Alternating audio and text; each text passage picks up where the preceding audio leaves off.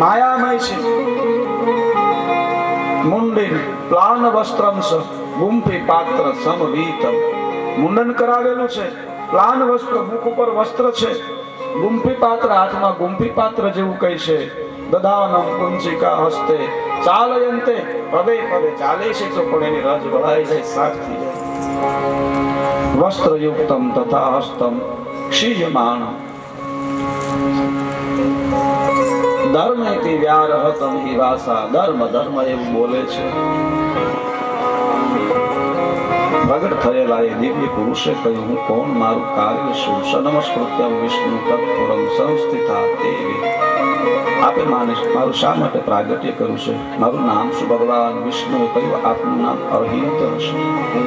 યદાર્થ નિમોતો અસ્મિત નિબોધ કથયમિ. અરહિ નામ તે શાંતુ હન્યાની શુભાની સ. તમારું નામ અરહિંત છે. એક ધર્મ કાર્ય માટે તમે મારામાંથી પ્રગટ થયા છો. મેં આપને પ્રગટ કર્યા છે. શું કાર્ય કરવાનું છે? 4 શિષ્યો આપ્યા છે. આપના 4 શિષ્યો છે કે શું કાર્ય કરવાનું છે? આપ મારું સ્વરૂપ છો. અહીંયા કોઈ ટીકા નિંદા નિષેધના રૂપમાં વાત નથી. ભગવાન વિષ્ણુએ કહ્યું કે ત્રિપુરાસુરો છે એની શિવ ભક્તિ તમે છોડાવો. તમે માયામય શાસ્ત્રની રચના કરો. માયિન માયામય શાસ્ત્ર, જેમાં વ્યાકરણ ન હોય, જેમાં વ્યાકરણ વિનાનું જે વધારે મંત્રો હોય, વેદોથી જે પર હોય, અપ્રભંશમય શાસ્ત્રમ કર્મવાદમયમ તથા રચયેતિ પ્રયત્નૈન તદિસ્તારો ભવિષ્યતિ. તમે અત્યારે માયામય શાસ્ત્રની રચના કરો, શિવ ભક્તિ છોડાવો. ભગવાન હરિને કહ્યું છે કે હું એની ભક્તિ છોડાવું. શિવ ભક્તિ મહાદેવ એની ભક્તિનો દોષ લાગે. કહ્યું ભગવાન શિવની આજ્ઞા છે ને એ માટે જ મેં આપનું પ્રાગટ્ય છે. આપને કેવળ ત્રિપુરોની ભક્તિ છોડાવવાની છે. એના માટે માયામય શાસ્ત્ર સમય જાતા રચયેતિ પ્રયત્નૈન તદિસ્તારો. અત્યારે તમે 16,000 શ્લોકોનું માયામય વ્યાકરણ વિનાનું શાસ્ત્રની રચના કરી ત્રિપુરોને ભણાવો, જેથી વેદથી પરંપરાથી વિમુખ થાય, શિવ ભક્તિથી વિમુખ થાય, તેનો નાશ થાય. સમય જાતા દદામી તવ નિર્માણે સામર્થ્ય તદ વિશ્યતિ. સમય જાતા તમારો એક પંથ તમારા સેવકો હશે, ત્યારબાદ તમે મરુ દેશમાં જઈ નિવાસ કરો. ભગવાન વિષ્ણુએ આજ્ઞા કરી છે. માયામય તે અરહિંત નામે શિવ પુરાણમાં જે વર્ણન છે એમ કહેવાય છે કે ત્રિપુરના લોકમાં આવે છે અને નગરમાં આવે છે. પ્રવેશ ન મળ્યો એટલે નારદજી સહાય કરે છે. નારદજી પણ એના શિષ્ય બન્યા છે. અને ત્રિપુરમાંથી જે કમલાક્ષ છે, તારકાક્ષ છે, ત્રણેય ભાઈઓના નગર છે. તારકાક્ષ પાસે નારદજી ગયા છે. અરહિંત નામના એ દિવ્ય મહાત્મા એમ કહેવાય છે પોતાનું એક દિવ્ય આશ્રમ નિર્માણ કર્યો છે નગરમાં. નારદજી એનો પ્રચાર કરે છે. તારકાક્ષના નગરમાં જઈને કહ્યું, નારદજીને બધે જવા માટેની અનુમતિ છે. ત્યાં ગયા છે, નારદજીનું સ્વાગત કર્યું છે. તારકાક્ષે કહ્યું, હે મહાત્મા, હે દેવર્ષિ, આપનું આગમન સુખદાયી છે. શા માટે આવ્યા છો? આપના શેરા ઉપર એકદમ આનંદ વર્તાય છે. નારદજીએ કહ્યું, હા, કેમ કે હવે મને એવા ગુરુ મળ્યા છે. મેં બહુ ભ્રમણ કર્યું, યુગોથી હું ભ્રમણ કરતો આવું છું, હરેક ક્ષેત્રમાં જાઉં છું, પણ હવે મને શાંતિ છે. કેમ કે મને એવા ગુરુ મળ્યા છે. એની વાત શું કરું? ખરેખર આ સંસારમાં ઈશ્વર જેવું કઈ છે નહીં. નારદજીએ બહુ વાતો કરી અને તારકાક્ષની વાતોમાં આવ્યા છે. એવા ગુરુ છે, એવા મહાપુરુષ છે કે આ મારે મળવું છે. નારદજી એમને લઈ ગયા છે. સત્સંગ થયો છે કે આ સંસારમાં ઈશ્વર જેવું કઈ છે નહીં, બધું એને જાણે છે. બોલે એ કઈ રીતે કે દીપ પ્રગટાવો, ઈશ્વર છે કે નહીં એવું કઈ છે જ નહીં. આપણે વેદોમાં નાસ્તિક એને કયા છે, જે ભગવાનને માને ન માને એને નહીં, વેદોની વિપરીત જેનું વર્ણન હોય ને નાસ્તિક કયા છે. દીવો પ્રગટાવો એટલે તારકાક્ષ દીવો પ્રગટાવે. કઈ આ દીવામાં આવે ક્યાંથી, અગ્નિ આવ્યો ક્યાંથી ખબર નથી. કયું હવે દીવાને ઠારી નાખો, અગ્નિ ગયો ક્યાં, આ બધું એની જાણે છે. એની જાણે પ્રગટે, જાણે આવી રીતે વેદથી વિરુદ્ધ ધર્મની વાતો કરી છે. ધીરે ધીરે ટૂંકમાં કહું, તારકાક્ષ એની ભક્તિ એની કંઠી પહેરે છે. એની પરંપરામાં એ જોડાય છે. એક ભાઈ પછી બીજો ભાઈ પછી ત્રીજો ભાઈ, ત્રણે રાજા એમાં જોડાણા, પછી પ્રજા એમાં જોડાણી અને શિવ ભક્તિથી બધા વિમુખ થયા. પછી શિવાલયો છે એ ખંડેર જેવા બનવા લાગ્યા. કોઈ ધૂપ દીવા લઈને જાય નહીં. અને પેલામાં તો એટલો બધો સંપત્તિ વ્યાપી છે. માયામય લક્ષ્મી જે કૃપા કરી છે એ સંપ્રદાયને જે પાળે એટલે સંપત્તિ ધન એટલું બધું છે.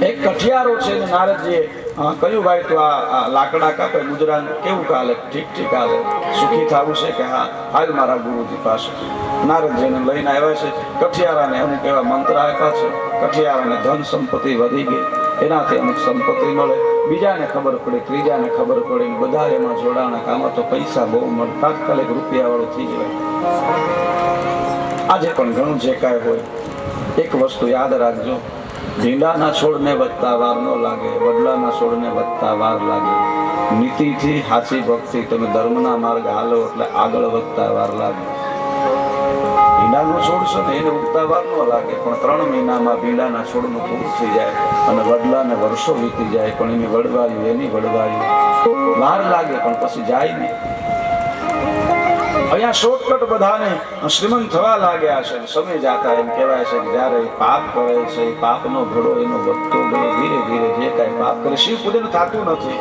શિવ ભક્તિ થતી નથી અને પછી જે કાંઈ ગુનો કરે ને જે કાંઈ પાપ કરે એનામાં જમા થાય છે અને પાપનો ઘડો ભરાવા લાગે છે ત્રિપુરોનો સમગ્ર નગરજનો શિવ ભક્તિથી વિમુખ થયા છે શિવાલયો ઉજળ બન્યા છે શિવ પૂજા ઉજળ બની છે શિવાલય વિહીનશ ગ્રામોપી દ્વિજોપી ચંડાલો ભવેત શાસ્ત્રો કહે છે કે જ્યાં શિવાલય નથી ને તે ગામ ને શમશાન જેવું છે ધીરે ધીરે ત્રણેય ભાઈઓના અધર્મ વધવા લાગ્યા છે દેવતાઓએ જઈ અને ભગવાનની સ્તુતિ કરી છે હે પ્રભુ આ તારકાક્ષના ત્રણેય દીકરાઓ તારકાસુરના ત્રણેય દીકરાઓના પાપ વધ્યા છે માટે એનો વિનાશ થાય એવું કંઈક કહું બ્રહ્માજીએ કહ્યું શિવ ભક્તો છે શિવ ભક્તથી વિમુખ થયા છે ભગવાન શંકર સિવાય છતાં એના પર કોઈથી વધ ન થયો ભલે શિવ ભક્તથી વિમુખ થયા છે મહાપાપી બન્યા છે ભગવાન શંકરને સ્તુતિ કરો બ્રહ્માંડનું ઐશ્વર્ય લઈ કારણ કે એને એવું વરદાન માંગ્યું છે જે બધાથી પર હોય ભગવાન શંકર પર છે જીતેન્દ્રિય છે મમંથને બાળનારા છે એ જેનો વધ કરી શકે દેવતાઓ આવ્યા છે મહાદેવની સ્તુતિ કરી છે દેવ દેવ મહાદેવ ભક્તાનુગ્રહ કારક પ્રસિદ્ધ પરેશાન સર્વદેવ હિતપ્રદ હે ભક્તોનું રક્ષણ કરનારા હે ભક્ત વત્સલ ભુવન ભય ભંગ વ્યસની અમારું હિત કરો પ્રસિદ્ધ જગતાનાથ પ્રસિદ્ધ શંકર સ્વામી પ્રસિદ્ધ પરમેશ્વર ઓમકારાય નમસ્તુભ્યમ પ્રસિદ્ધ સર્વદેવ હે પ્રભુ કૃપા કરો ભગવાન શંકર કહે દેવતાઓ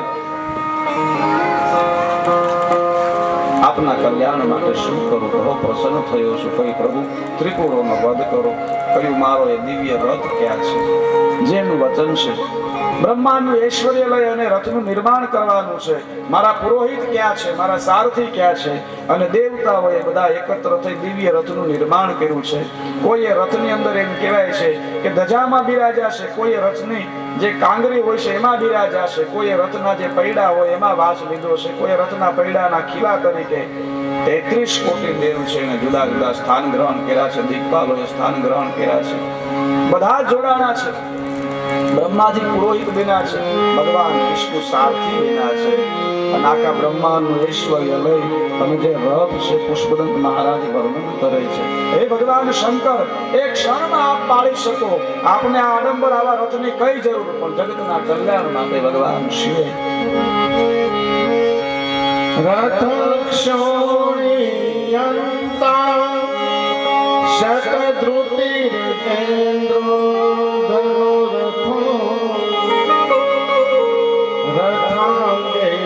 ચંદ્રાર્કો રથચરણ પાણી શરેતિ વિદક્ષોસ્તે કોયં ત્રિપુર તૃણે આડંબર વિધિ વિધેયે ક્રીડન્ત્યો ન ખલુ પરતંત્રા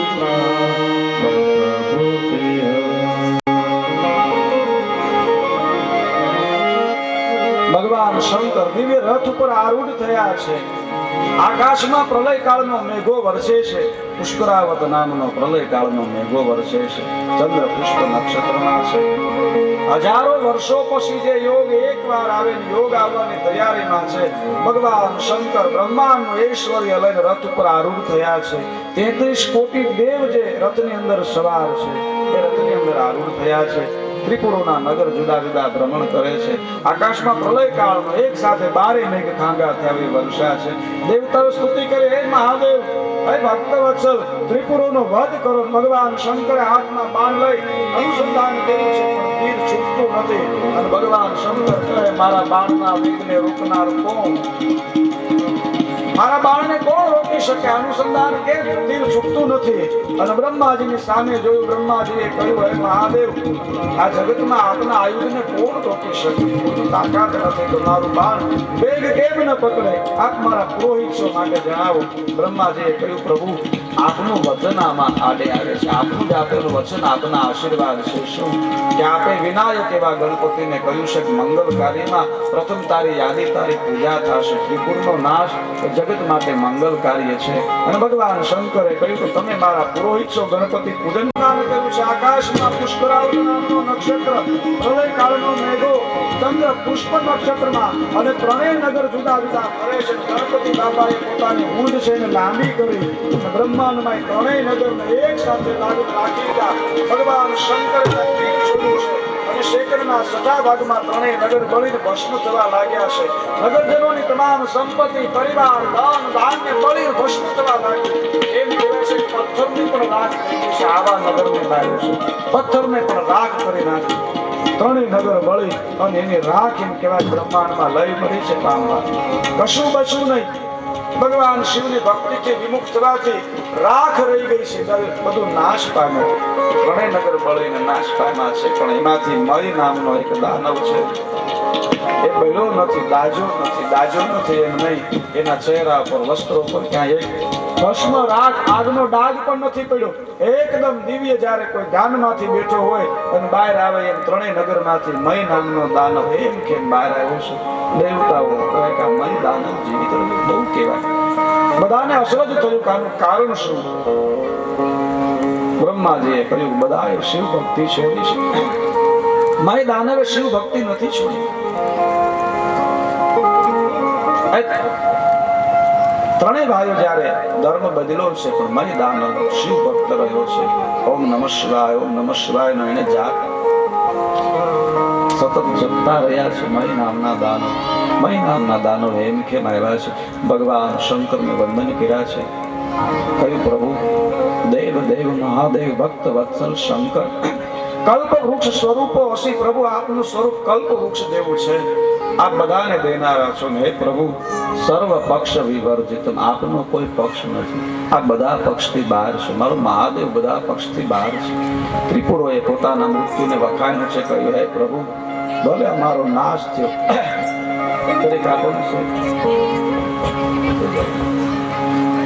ત્રિપુરોએ પોતાના મૃત્યુને વખાણ્યું છે. કહ્યું, ભલે અમારો નાશ થયો પણ હે પ્રભુ, આપના હાથે અમારું મૃત્યુ થયું છે અને મૃત્યુને વખાણીએ છે. અમને સદા, ભલે અમે આપની ભક્તિ છોડી પણ પૂર્વે આપના ભક્ત હતા એટલે અમારો ઉદ્ધાર થયો છે. ત્રિપુરોએ મૃત્યુને વખાણ્યું છે. ભય નામના દાનવે ભગવાન શિવ એમનો મહિમા ગાતા કહ્યું છે, પ્રભુ, આપને ત્યાં કોઈ ભેદ નથી. સર્વ પક્ષ વિવર્જિતમ, દેવ, દાનવ, માનવ, યક્ષ, ગાંધર્વ, કિન્નર, કોઈ પણ હોય, ભોળાનાથના દરબારમાં બધાનું ખાતું છે. કોઈ પણ આવે, કોઈ પણ જીવ આવે.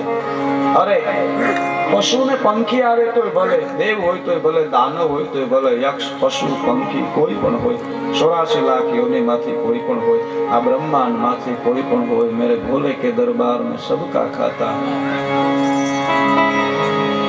मेरे भोले के दरबार में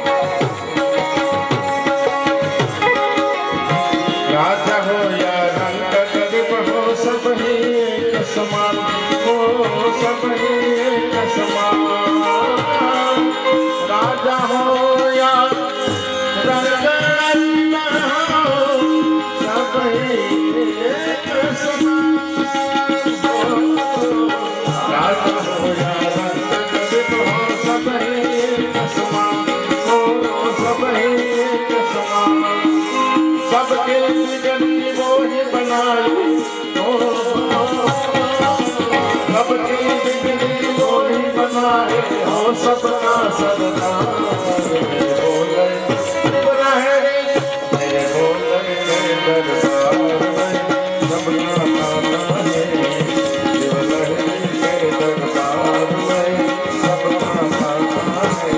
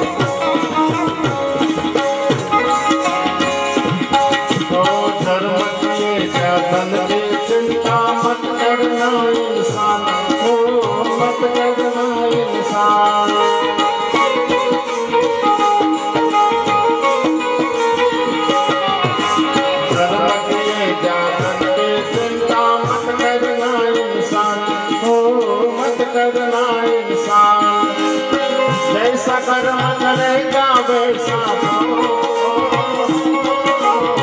जैसा कर्म करेगा वैसा फल देगा भगवान। मेरे बोले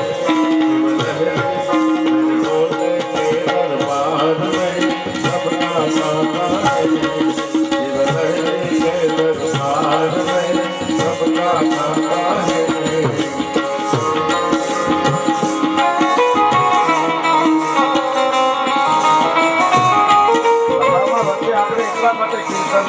બધાથી કીર્તન એક ભક્તિનો પ્રકાર છે.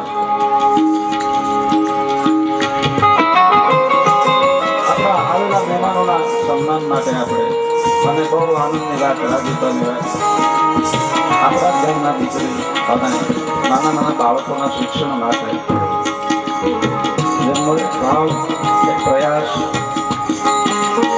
નિરૂપાબેન સુખડે એમને જોરદાર કાવ્યથી વધાવે એમનું વક્તૃત્વ એમને બોલવાની પણ કલા છે ને આપણે આજે એમને કહીએ કે આપણું આ મહેમાનોનું સન્માન સંચાલન એ કરશે. બહુ રાજીપાની વાત છે આપણી દીકરી.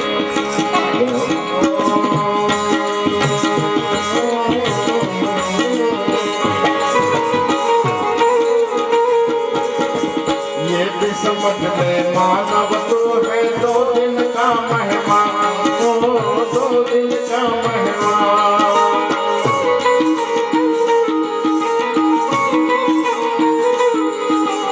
ये भी समझ ले मानव तो है 2 दिन का मेहमान 2 दिन का मेहमान। इसमें आकर चले गए हैं आकर चले गए कोई जाने को तैयार। बोले के दरबार में सबका खाता है के दरबार में सबका खाता है। मेरे बोले के दरबार में सबका खाता है के दरबार में सबका खाता है। સન્માનિત કરવાના છે. તો જે પણ ભોજનના દાતાશ્રીઓનું અહીંયાથી નામ લેવામાં આવે તો એ દાતાશ્રીઓ ઝડપથી પોતાનું સન્માન સ્વીકારે. આપણી પાસે આમ તો સમયનો અભાવ છે પણ આપણે ઝડપથી બધા દાતાશ્રીઓ અહીંયા આવે એવો આગ્રહ રાખીશું. તો જેમનું નામ લેવામાં આવે એ ઝડપથી સ્ટેજ પર આવે. ધીરુભાઈ જીવરાજભાઈ નસીક એમનું શાલથી સ્વાગત કરશે નાગજીભાઈ માધવજીભાઈ નસીક. તો ઝડપથી નાગજીભાઈ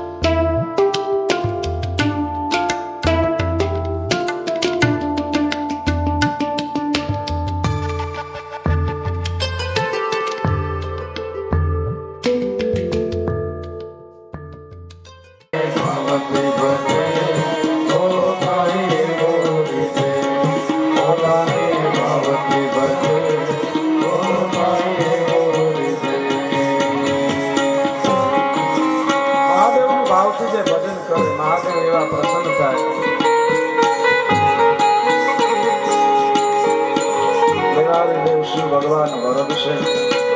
અસુરો અધર્મનો આશરો લે છે. આ તો નિરૂપા તમે યાદી કરી એટલે કડી ગાય. ભારતી નિત સુમીરે કથા ને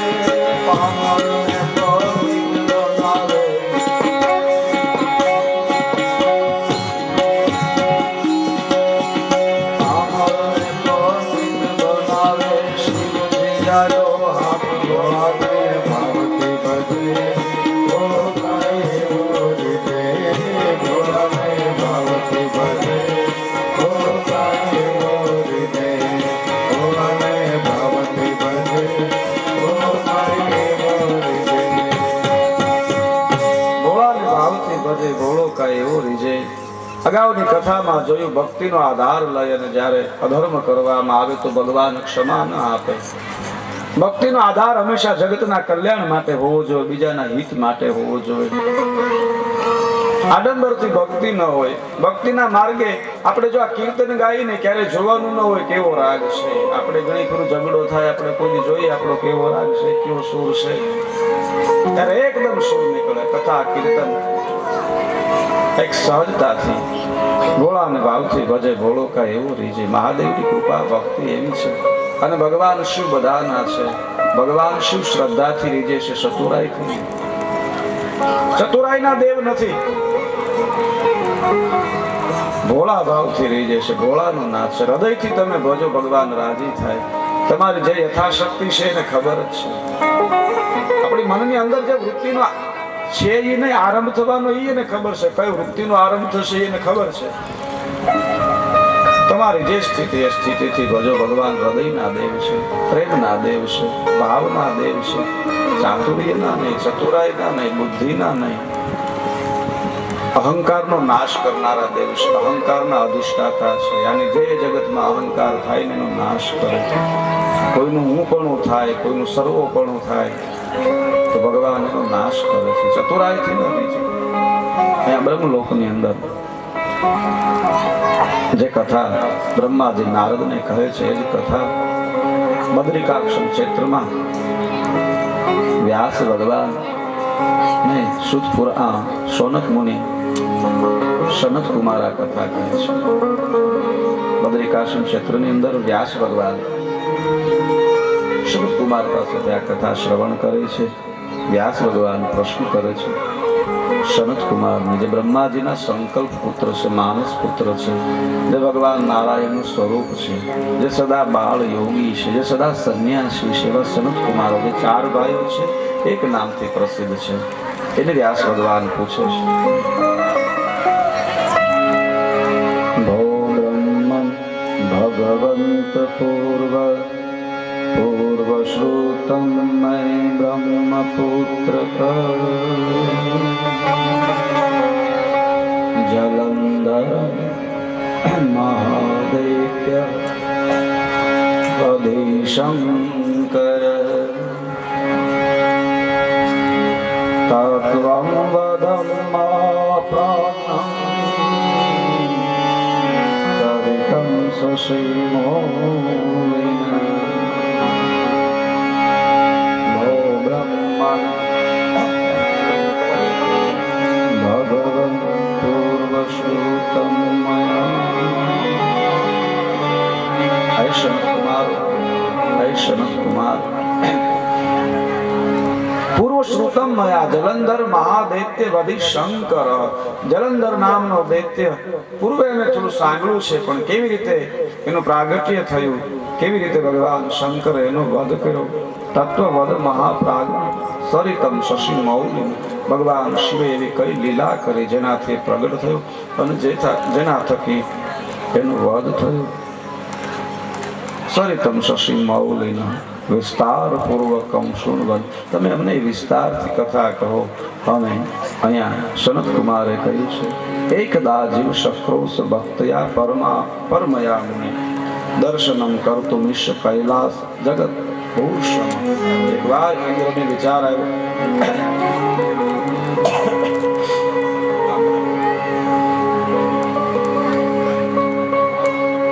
વજ્ર આવ્યા પછી ઇન્દ્ર છે નિર્ભય બન્યા છે. વજ્ર મળ્યા પછી ઇન્દ્ર એનું એકી ચક્ર શાસન આલે છે. દધીશી નામના ઋષિ, એમના અસ્થિ વજ્રના છે. અગાઉની કથામાં આપણે શ્રવણ કર્યું, શિવ નામના રાજા સાથે દધીશીને વિવાદ થયો. દધીશી મૂર્છિત થયા, ભગવાન શિવનું તપ કર્યું, મહાદેવ પ્રસન્ન થયા, 3 વરદાન આપ્યા. કહ્યું મારા અંગો વજ્ર ના થાય, હું કદી દીન ન બનું, કદી હીન ન બનું, મને આપનું જ્ઞાન થાય, મારી કદી હાર ન થાય. એટલે ભગવાન શિવે તથાસ્તુ કહ્યું. દધીશી નામના ઋષિ છે, એના હાડક્યા વજ્ર. વજ્ર એટલે એવું વસ્તુ છે, કોઈ વસ્તુ એ ભાંગે નહીં. આ સંસારમાં સૌથી શક્તિશાળી કોઈ તત્વ હોય તો મેગ્નેટ કહેવાય. મેગ્નેટ છે ને બહુ મજબૂત હોય, લોખંડથી પણ મજબૂત હોય. લોખંડમાં તમે કોઈ વજન કઈ ઘા કરો તો ભાંગી જાય, મેગ્નેટ ન તૂટે. મેગ્નેટ કહેતા હીરો એનો એક ભાગ છે. હીરાને ઘસવા માટે કેટલી સેકન્ડમાંથી હરાન ફરતી હોય ત્યારે કેવળ એમાં સેજ ઘસારો થાય.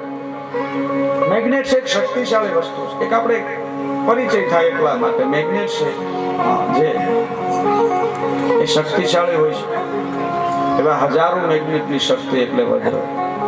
કોઈ પણ ઉપર પ્રહાર કરો, સામેની વસ્તુ છે એ ભસ્મીભૂત થાય, પણ જેનો નાશ ન થાય, ભંગ ન થાય.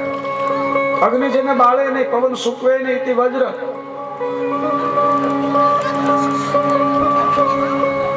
ભગવાન શંકરે કહ્યું તથાસ્તુ.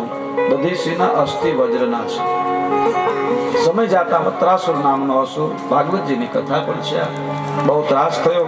કહ્યું આનું મૃત્યુ ક્યારે થાય? કે વજ્ર બનાવવામાં આવે તો મૃત્યુ થાય. વજ્ર ક્યાંથી લાવવું? દધીશી નામના ઋષિ, દધીશી નામનો એક સાધુ જો પોતાના અસ્થિનું દાન કરે તો વજ્ર મળે. 3 લોકનો રાજા એક તપસ્વીની ઝૂંપડીએ જાય છે. કહ્યું જગત કલ્યાણ માટે કોઈ ઉપાય નથી, શું આપ જો પોતાના અસ્થિ દાન કરો તો જગતનું હિત થાય. દધીશીએ કહ્યું ખાચું તપ તો ઈ છે જેમાં જગતનું કલ્યાણ હોય. મારો દેહને ટકાવીને શું કરું? આ શરીરને ટકાવીને શું કરું? શરીર છે ત્યાં સુધી મારે ભજન કરવું છે, પણ જગતના કલ્યાણ માટે જો કામ લાગતું હોય ને તો એ મોટું ભજન છે. પોતે યોગ દ્વારા પોતાના દેહને, પોતાના પ્રાણને છોડ્યો છે યોગ દ્વારા. દધીશી મહાન શિવ ભક્ત, પરમ શિવ ભક્ત, અને એમના અસ્થિ આપ્યા છે. વિશ્વકર્મા એમાંથી વજ્ર બનાવ્યું અને ઇન્દ્રને આપ્યું. વજ્રનો પ્રહાર થાય. અસુરો એટલા બધા ભયભીત બન્યા છે. જગતમાં હવે કોઈ અસુર રહ્યો નથી. વત્રાસુરનો નાશ થયો છે. ઇન્દ્ર પોતાના દરબારમાં સભા ભરીને બેઠા છે. એકવાર ઇન્દ્રને વિચાર આવ્યો કે હવે તો મારી પાસે આવું શસ્ત્ર છે, મારી સામે કોણ યુદ્ધમાં આવે? હવે તો કેવળ વજ્રનું નામ પડે. અમુક અસુરો તો પાતાળમાં જઈને છુપાઈ ગયા છે. હવે કોઈ એવો મારો દુશ્મન છે નહીં. પણ ઇન્દ્ર રાજા છે ને, ચતુરાય ચાતુર્ય હોય છે. એને વિચારો કોઈ દુશ્મન છે નહીં. મને દધીશી અસ્થિ એને વજ્ર બેના છે, પણ હજી એક ભય છે. હું કે આ જગતમાં મહાદેવ છે ને હાઈ સ્વતંત્ર છે. ભગવાન શિવ સ્વતંત્ર છે. ક્યારે કોને વરદાન આપી દે, કોણ મારાથી શક્તિશાળી બની જાય નક્કી નહીં. ઇન્દ્રને ભય લાગે. મહાદેવની ઉદારતા છે. ત્યાં તો કોઈ ભેદ છે નહીં. કોઈ જ્ઞાતિ જાતિ કોઈ પણ જીવ હોય તોય ભલે, ભદ્રમ ભદ્ર શ્રેષ્ઠથી શ્રેષ્ઠ હોય તોય ભલે, અને એક ભૂત કે ભીલ હોય તોય ભલે. ભગવાન શિવ તો બધા પર પસંદ થનારા. કોને ક્યારે શું આપે કાંઈ નથી. મહાદેવ તો એવા છે, એવા દયાળુ છે. આપણે ત્યાં દ્રષ્ટાંતમાં સોર તો ન જાય, તો દ્રષ્ટાંત છે. સોર ગળતી સોરવા જાય અને મહાદેવ કે માગ માગ તારા ઉપર પ્રસન્ન થયો છું. ભોળોનાથ તો એવા દેવ છે, તમે મંદિરનું પગથિયું સડો તો કલ્યાણ થઈ જાય. ખાલી એના હામાંથી નીકળો ને તોય તમારું કલ્યાણ થાય. ભલામણા એના મંદિરની બાજુમાંથી નીકળો ને તો તમને સકારાત્મક ઉર્જા થાય. એનું પગથિયું સડી જાવ ને તો જેમ તે પગથિયા ચડવા ન પડે. જીવનમાં અમુક અમુક સમયે કોર્ટના, દવાખાનાના આ જે પગથિયા છે ને એમાંથી મુક્તિ અપાવે. શિવની બાજુ 1 ડગલો હાલો ને જગત તમારી બાજુ 10 ડગલા હાલો.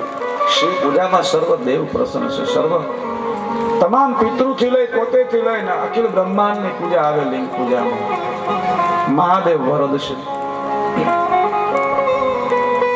ઇન્દ્રને ચિંતા થઈ. ભગવાન શંકર ક્યાંને કોને શું આપી દે નક્કી નહીં.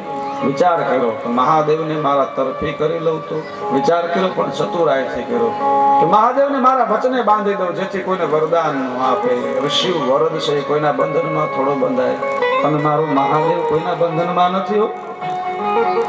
આ બધાનો આદર કરે, બધાનો માન રાખે, સન્માન રાખે, કોઈ પરંપરા કોઈ વસ્તુના બંધનમાં નથી.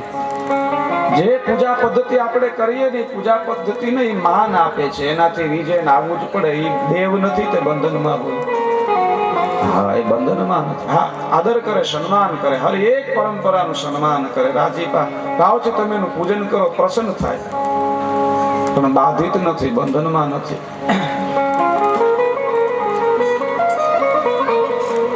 ભગવાન શંકરની સામે જયારે દક્ષ મહારાજનો વિવાદ થયો ત્યારે કહ્યું છે, દક્ષને એમ છે કે હું જે યજ્ઞ કરું છું એના આધીન ભગવાન શંકર છે અને એમાંથી વિમુખ થઈ જશે. ત્યારે કહ્યું છે કે હોમ હવન ને વૈદિકતા દક્ષ તનો આધાર. હોમ હવન ને અવૈદિકતા એ દક્ષ તનો આધાર. વૈદિકતા એ દક્ષ તનો આધાર. નિષેધ નથી, પણ જ્યારે મહાદેવની સામે કોઈ વાત આવે તો એ બધાથી પર છે. હોમ હવન યજ્ઞ મહાતાકાત શક્તિશાળી છે, નિષેધ નહીં, પણ ભગવાન શિવનો જ્યાં વાત આવે ત્યાં બધું શૂન્ય બની જાય. સમુદ્ર આગળ નદી છે તે સામાન્ય થઈ જાય.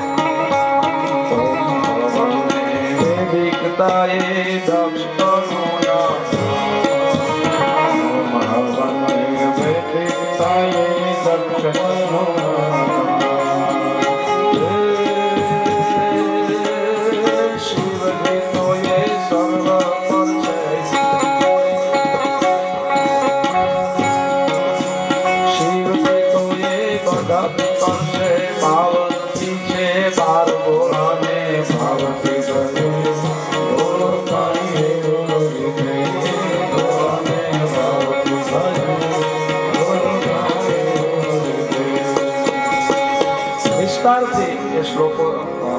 છે, પણ ન લેતા દક્ષ મહારાજ ને જ્યારે છે મહાદેવ 52 થી 12 છે. 52 એટલે અક્ષર, 52 એટલે આપણી પ્રકૃતિ છે. 5 જે તન્માત્રા હોય છે, 5 તત્વ હોય છે, રસ રૂપ ગંધ. 5 એની તન્માત્રા હોય, શબ્દ રસ રૂપ અગ્નિ તેજ વાયુ 24 થાય, અને જ્ઞાનેન્દ્રિયો કર્મેન્દ્રિય બધાય થઈ અને 52 થાય. એની બારી ભગવાન શિવ છે. એક અર્થ ઈ થાય. બીજા 52 શબ્દો છે, એનાથી પણ પર છે, વાણીથી પણ પર છે, અને બધી સ્થિતિથી પણ પર છે, બંધનમાં નથી. ઇન્દ્ર એવું વિચારે ભગવાન શંકરને મારા વચને બાંધું જેથી કોઈને વરદાન ના આપે. અને આવો વિચાર આવ્યો એટલે પોતાના ગુરુ મહારાજને કહ્યું છે, પ્રભુ હે ગુરુજી, ભગવાન શંકરના દર્શન માટે જવું છે.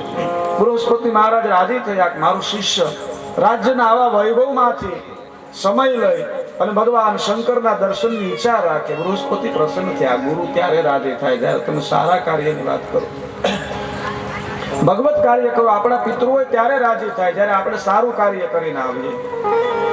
તમે યાદ રાખજો, જો કોઈ સારું કાર્ય કરીને આવ્યા હોય ને પછી એમાં કદાચ તમારે થોડા ઘણા ઘેટા હોય, મા બાપ રાજી હોય, મારો દીકરો સારું કામ કરીને આવ્યો છે, પિતૃઓ રાજી થાય, સંતો રાજી થાય. સંતો ક્યારે રાજી થાય? તમારા સંસ્કાર જોઈને રાજી થાય. ઘરે સંતો પધારે ને ઘણા સંપત્તિ દેખાડે, તમારે આ આટલું છે ને આટલું છે ને મકાન ને બંગલા, એ બધું મૂકીને તો ઓલા નીકળ્યા છે, તમે એને ઈશા માટે દેખાડો.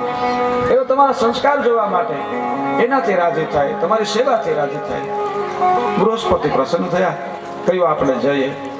ઇન્દ્ર એને લઈ એકદા જીવ શકો ભક્ત કર્મા મયા દર્શન, ભગવાન શંકરના દર્શન માટે નીકળ્યા છે. કૈલાસ પર્વતનો એ સમયે કોઈ માર્ગ હશે.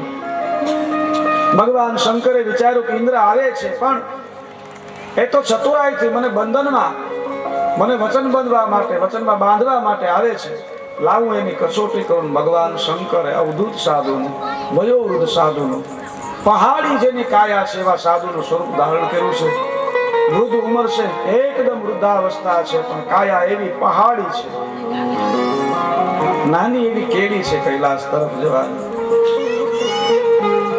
આમ કૈલાસમાં જવાનો કોઈ માર્ગ છે નહીં. ઘણા વૈજ્ઞાનિકોએ પ્રયાસ કર્યો આ સંસારમાં, માઉન્ટ એવરેસ્ટ છે ને એ ઊંચામાં ઊંચો પર્વત છે. એ શિખર ઉપર એ શિખરને સર કરનારા 5000 થી 6000 લોકો હશે કે માઉન્ટ એવરેસ્ટ ઉપર ઠેઠ એની શિખર સુધી જઈ શક્યા હોય. એવા અનેકો પર્વતારોહી છે જે માઉન્ટ એવરેસ્ટ ઉપર જઈ આવ્યા. એનાથી 2000 ફૂટ નાનો કૈલાસ પર્વત છે. આટલા વર્ષોમાં આજે એક પણ વ્યક્તિ કૈલાસ પર્વત ઉપર નથી ચડી શક્યો. અનેક દેશના વૈજ્ઞાનિકોએ પ્રયાસ કર્યા છે. પર્વતારોહી આવે, વૈજ્ઞાનિકો આવે, નિષ્ફળ ગયા છે. ત્યાં જાય, સમયનું ચક્ર ફરી જાય. જે નખ આપણે અહીંયા 10-12 દિવસે વધવાના હોય ત્યાં 5-7 કલાકમાં વધી જાય છે. સમયનું ચક્ર ફરી જાય છે. શ્વાસ એકદમ કૈલાસ પર્વત માટે અનેક વૈજ્ઞાનિકો, રશિયન વૈજ્ઞાનિકો, જાપાનીઝ વૈજ્ઞાનિકો, નાસા વાળા આદિએ બહુ પ્રયાસ કર્યા, પણ થોડેક જઈને રસ્તો ભૂલી જાય, કે વરસાદ આવે, કે એવા ભયંકર રોગ અંદરથી થાય, એટલો બધો મુંજારો મળે થવા, કરોડો રૂપિયા ખર્ચા, અંતે વૈજ્ઞાનિકો થાક્યા છે. કૈલાસ ઉપર એમ નથી જવાતું. મારા મહાદેવનું સ્થાન છે.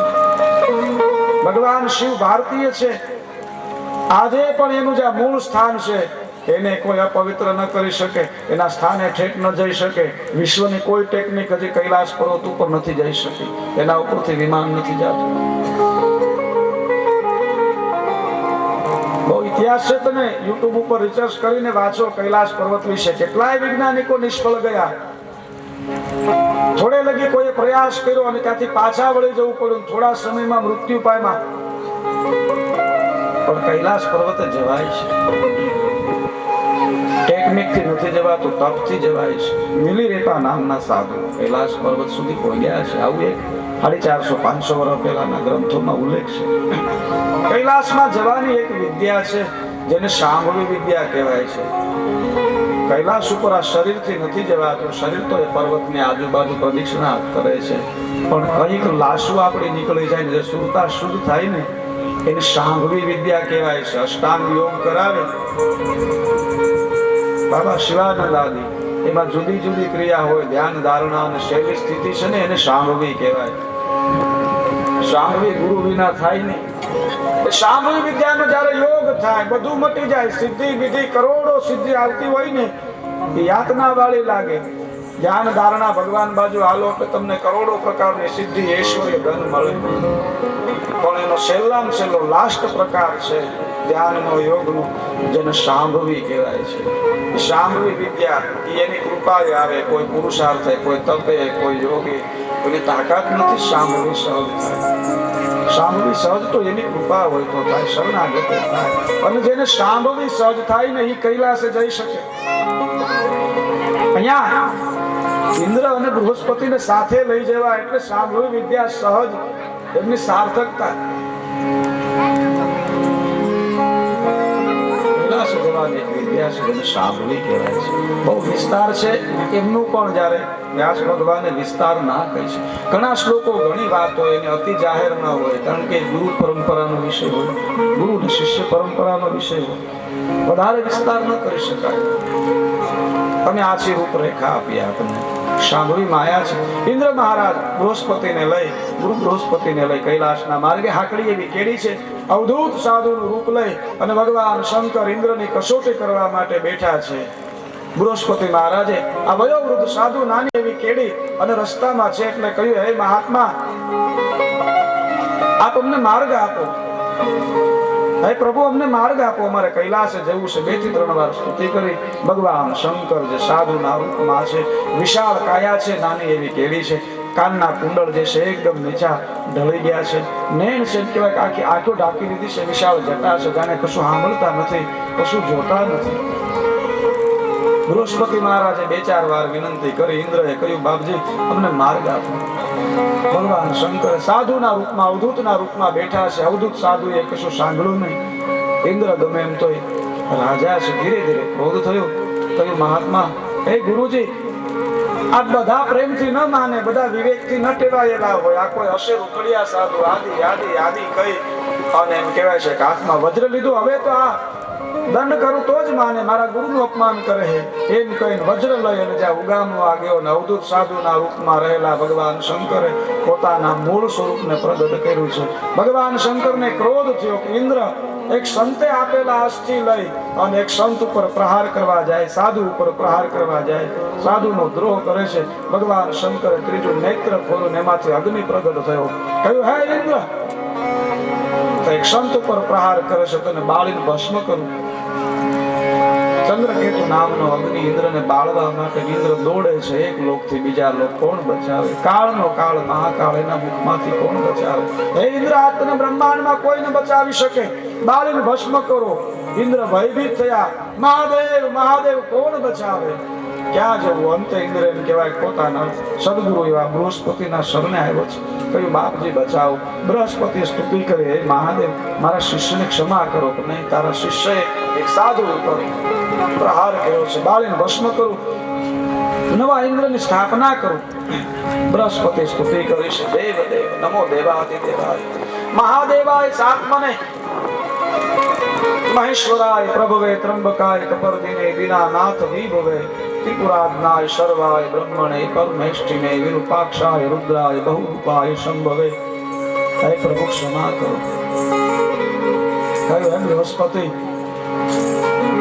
ધર્મનો આશરો લઈને અધર્મ કરે, દધીશીના વજ્રને સાધુ ઉપર પ્રહાર કરે, ધર્મ ઉપર પ્રહાર કરે, સાધુ બ્રાહ્મણ ગૌ એના પર જ્યારે પ્રહાર થાય, ક્ષમાને પાત્ર નથી, એનો નાશ કરો. બૃહસ્પતિ સ્તુતિ કરે, હે મહાદેવ, ઇન્દ્ર દોષી છે, એને સજા થવી જોઈએ, પણ હું એટલા માટે કહું કે આપનો મહાકાળ રૂપ છે, આપનો ચંદ્રકેતુ અગ્નિ ઇન્દ્રને બાળીને ભસ્મ કરશે. પણ પ્રભુ, હું એનો ગુરુ છે ને એટલે આપને સ્તુતિ કરું છું. શા માટે? કે આપ ગુરુ નામ ગુરુવે નમઃ છો. બધા ગુરુના મૂળ ગુરુ આપ છો અને ગુરુ પરંપરાની સ્થાપના આપી કરી છે, અને હું એનો ગુરુ છું. મારી નજર સામે જો ઇન્દ્ર બળીને ભસ્મ થશે ને તો જગતમાં ગુરુનો મહિમા ઘટી જશે. માટે મહાદેવ, ઇન્દ્રને ક્ષમા કરો. આ સંસારમાં ગુરુ મહિમા ઘટી જશે. અને ભગવાન શંકરે કહ્યું છે, હે ઇન્દ્ર, હું કાળનો કાળ મહાકાળ, મારા ક્રોધમાંથી કોઈને બચાવી શકે, પણ તારા ગુરુના શરણે નમી જાય. આજે એનું સાનિધ્ય છે ને એટલે તને ક્ષમા કરું છું. ભગવાન શંકરે ઇન્દ્રને ક્ષમા આપી છે. ગુરુ નામ ગુરુવે નમઃ. ઇન્દ્રએ ગુરુની સ્તુતિ કરી છે. કહેવાનો અર્થ, કાળના કાળ મહાકાળ એના મુખમાંથી મને તમને મારા તમારા સદગુરુ બચાવે છે. ઇન્દ્રએ અનેક પ્રકારે સ્તુતિ કરી ભગવાન શિવનું આગળ ક્ષમા માગી છે. મહાદેવે કહ્યું છે, હે ઇન્દ્ર, તારા ગુરુની સ્તુતિ કરે.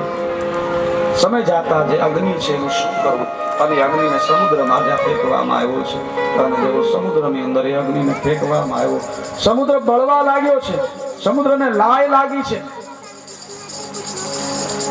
સમય જાતા સમુદ્રના કિનારે અગ્નિમાંથી એક દિવ્ય બાળકનું રૂપાંતર થયું છે, અને દિવ્ય બાળક પ્રગટ થતા એટલું બધું રુદન કર્યું છે કે આખા આકાશની અંદર એ રુદન સંભળાવા લાગ્યું છે.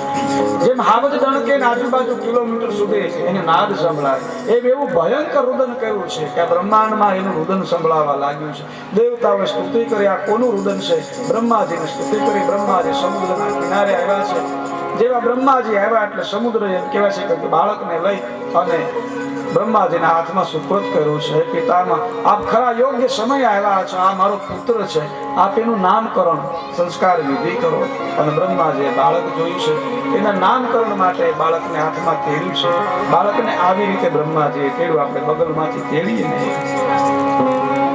અને જેવી રીતે બ્રહ્માજી બાળકને તેડ્યું એટલે બાળકને એમ થયું કે આવી રીતે આપણે પણ બે હાથ આમ કરાય, એટલે એને બે હાથ આમ કર્યા.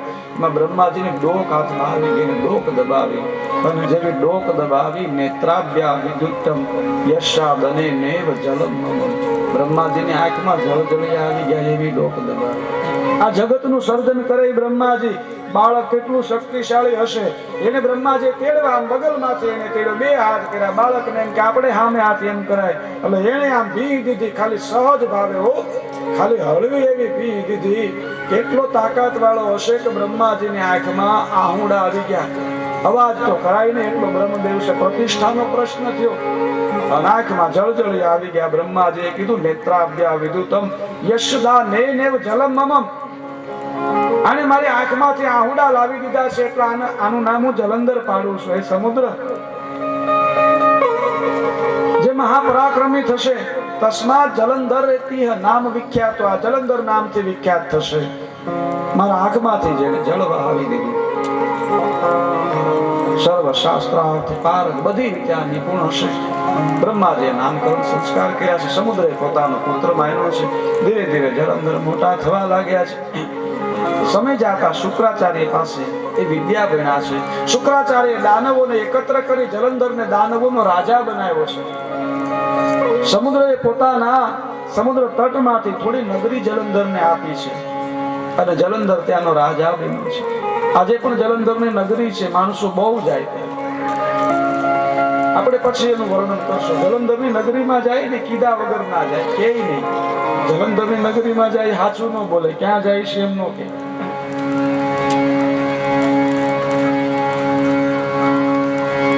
જલંધર ધીરે ધીરે શુક્રાચાર્યના સાનિધ્યમાં શિક્ષણને પ્રાપ્ત કરે છે. પધારો, મહેમાનોનું સ્વાગત છે આપણી વચ્ચે. મહેમાનો પધાર્યા છે, એમનું સ્વાગત છે.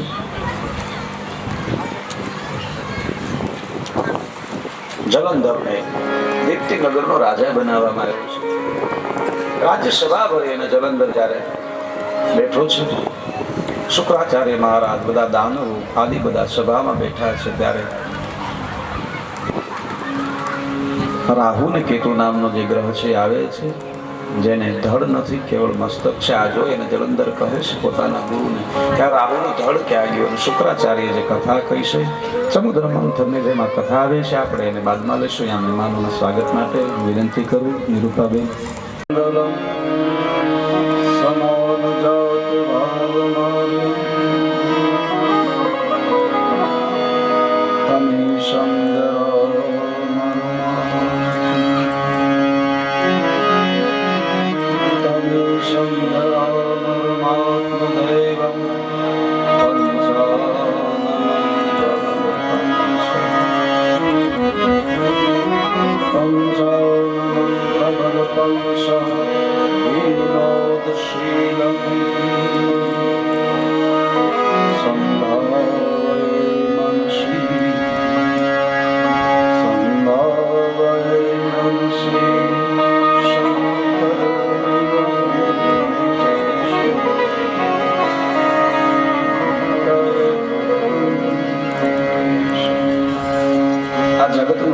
નિર્માણ કરે છે. જગતનું સદ લય પ્રલય અને સર્જન કરે. દેવાદિદેવ મહાદેવ ભગવાન શિવ, એમની કથા શિવ કથા, જે જ્ઞાન, જે જ્ઞાન, જે મુક્તિ ને મુક્તિ બંને દેનાર છે, એવી દિવ્ય કથા શિવ કથા. એમાં પધારેલા હરેક મહેમાનોનું અમે સ્વાગત કરીએ છીએ. ભગવાન શિવ વરદ છે. જલંધર દીપ્તિનગરનો રાજા બન્યો છે. શુક્રાચાર્ય એમના ગુરુ છે. અનેક અસુરોની ઉપસ્થિતિમાં દિવ્ય સભાનું એને આયોજન કર્યું છે. એના રાજ્યનો કારભાર એક દિવ્ય મહોત્સવનું આયોજન છે. અનેક અસુરો, દૈત્યો, દાનવો આવ્યા છે. ધનુના પુત્ર છે તે દાનવ કહેવાય છે. દિતિના છે તે દૈત્ય કહેવાય છે.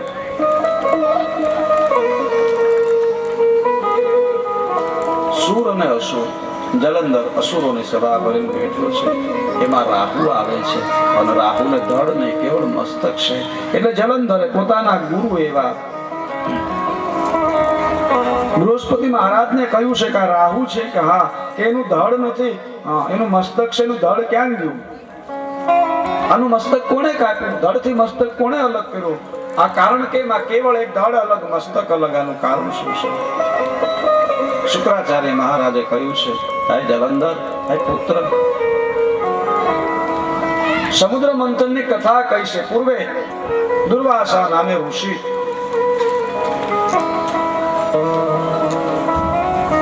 ભગવાન શંકરના દર્શન માટે ગયા છે. ભગવાન શિવે એમને માળા અર્પણ કરી છે. ઘણી કથામાં ભગવાન વિષ્ણુના દર્શન કર્યા છે. વૈજયંતી માળા અર્પણ કરી છે. વૈજયંતી માળા એટલે કાયમ સુગંધિત રહે, ક્યારેય કરમાય નહીં.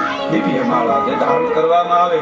ઘણી વિદ્યા હોય, ઘણા સાધુ તમે જુઓ કદી સ્નાન ન કરે છતાં એની પાસે સુગંધ આવે, એક યોગ છે. એવી રીતે વૈજયંતી માળા છે, કદી કરમાય નહીં, એમાં કાયમ સુગંધ આવે. દુર્વાસા એ માળા સ્વીકારી છે. પોતાના ઈષ્ટનો પ્રસાદ છે, મહાદેવનો પ્રસાદ છે. માળાને દાન કરી નીકળ્યા છે. બીજી બાજુ ઇન્દ્ર મહારાજને એમ થયું મારી એટલી સંપત્તિ, એટલો વૈભવ, જગતને દર્શન દેવા માટે, જગતને દેખાડવા માટે, પ્રચાર માટે પોતાની તમામ ઐશ્વર્ય સંપત્તિ લઈ અને ઇન્દ્ર નીકળ્યા છે. હાથી ઉપર હાથી ઘોડા આદિ જે કઈ સેના ઉપર શણગાર કરી એમને જે કઈ અધિકારીઓ છે બધાને લઈ જે કઈ પણ એમનો વૈભવ છે એને લઈ અને લોકોમાં એમ કહેવાય છે કે ભ્રમણ માટે નીકળ્યા છે, દેખાડવા માટે નીકળ્યા છે, પોતાનું ઐશ્વર્ય બતાવવા માટે નીકળ્યા છે. ત્રિલોકી રાજા છે, ઐશ્વર્યના પ્રદર્શન માટે નીકળ્યા છે. બધે એનું સ્વાગત થાય છે. પ્રકાર પ્રકારના નૃત્ય ગીતો ગવાય છે, વાજિંત્રો વાગે છે, ગાંધર્વ ગાયન કરે છે, અનેક પ્રકારનો ઉત્સવ થાય છે. અને આવી ભવ્ય શોભાયાત્રા નીકળી છે અને રસ્તામાં દુર્વાસાજીએ જોયું, ઓહો, ઇન્દ્રનું આવું ઐશ્વર્ય છે. આવી દિવ્ય શોભાયાત્રા લઈ ઇન્દ્ર નીકળ્યો છે અને બરોબર દુર્વાસા એ માર્ગની અંદર સામ સામે થાય છે. દુર્વાસા ઋષિને એમ થયું કે ઇન્દ્ર પાસે આટલું બધું છે અને ખરેખર આ બધું શણગાર ઐશ્વર્ય તો રાજાને ત્યાં શોધે, રાજાને સંપત્તિ, રાજા વૈરાગ્યની વાત કરે તો ખોટી વાત છે. હા, અમુક સમયે વૈરાગ્ય માટે નીકળી જાય. જલંધર અહીંયા બૃહસ્પતિ શુક્રાચાર્ય મહારાજ આગળ સમુદ્ર મંથનની કથા શ્રવણ કરે છે.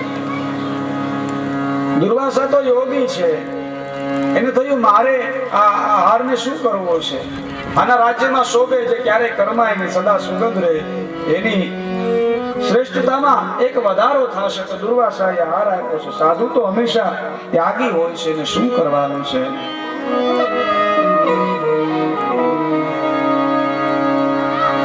સાધુ નિજાનંદ મસ્તીમાં હોય છે, સ્વયંની મસ્તીમાં હોય છે. એના માટે મોટા મોટો શણગાર હોય છે, એનું અંદરનો આનંદ. સાધુપણાનું મોટા મોટું એનું આભૂષણ કયું? અંદરનો આનંદ. જગત એના આનંદને વિખવા પ્રયાસ કરે, એની સતત ચિંતન દ્વારા, ધ્યાન દ્વારા ઈશ્વર સાથે જોડાવાનો પ્રયાસ કરે. એ આનંદ છે, એ અખંડ આનંદ. આ મસ્તીનું જમી લીધું આનંદ છે, આ કલાકથી આપણે આરામ મળી ગયો, એ અખંડ આનંદ નથી, એ આપણો આનંદ છે. એને તો એની સાથે એક ધારો તાર હોય. દુર્વાસા ઋષિને એમ થયું કે ઇન્દ્ર પાસે આટલું ઐશ્વર્ય છે ને તો વધારે, અને અમારે આ સાધુને ક્યાં નક્કી ક્યાં સાથે રાખવાની જરૂર છે. એટલે ભેટ રૂપે પ્રસન્ન થઈ અને જ્યાં છે ત્યાં સારું લાગે એટલે પોતાની વૈજયંતી માળા ઇન્દ્રને અર્પણ કરવા માટે આપી છે.